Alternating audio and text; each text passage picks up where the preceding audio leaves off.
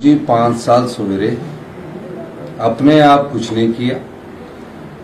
5 साल में तकरीबन 16,000 नौकरियां निकाली।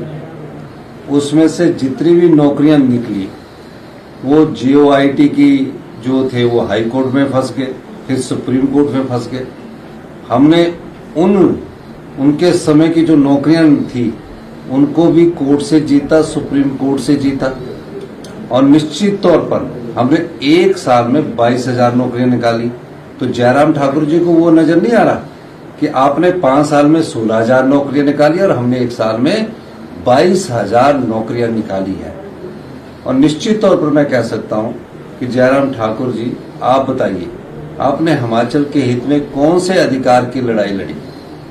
आप अग्निवीर योजना लाए, जिसमें पहले फौज में जो हमारा नवयुवक भर्ती होता था वो सोचता था कि मैं देश की रक्षा और सीमा की मैं रक्षा करूंगा, उसके लिए मैं अपने प्राणों का बलिदान दूंगा। उसकी नौकरी आपने टेम्परेरी कर दी, यानी कि 4 साल वो अग्निवीर रहेगा, उसके बाद वो बेचारा घर आ जाएगा। आपने उस योजना के खिलाफ भी कभी कोई आवाज नहीं उठाई। और जब आपदा आई तो उन सांसदों से भी पूछा जाना चाहिए, तीनों सांसदों से, कि आपदा हिमाचल प्रदेश में जिन्होंने 22,000 परिवारों को उजाड़ कर रख दिया जिस आपदा ने, उसके लिए आपने कोई स्पेशल रिलीफ पैकेज की कोई बात नहीं की।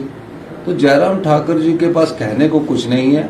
आजकल वो उनको यही कहना है क्योंकि उन्हें विरोध के लिए विरोध करना है। कंगना हिमाचल की बेटी, इसमें कोई दो राय नहीं है। कंगना के पिताजी जो थे वो भी कांग्रेस के जनरल सेक्रेटरी रहे हैं।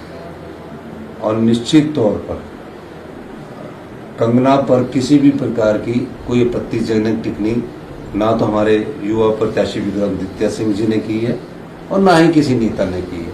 कंगना की बातों का जवाब हमारे लोग दे रहे हैं, तो उन्हें सोचना चाहिए। जब आप कोई किसी के बारे में टिप्पणी करते तो दूसरा आदमी जब उसका जवाब देता तो उससे विचलित नहीं होना चाहिए। ये राजनीति है और इस राजनीति में इस प्रकार की बातें चुनावों के समय होती रहती हैं।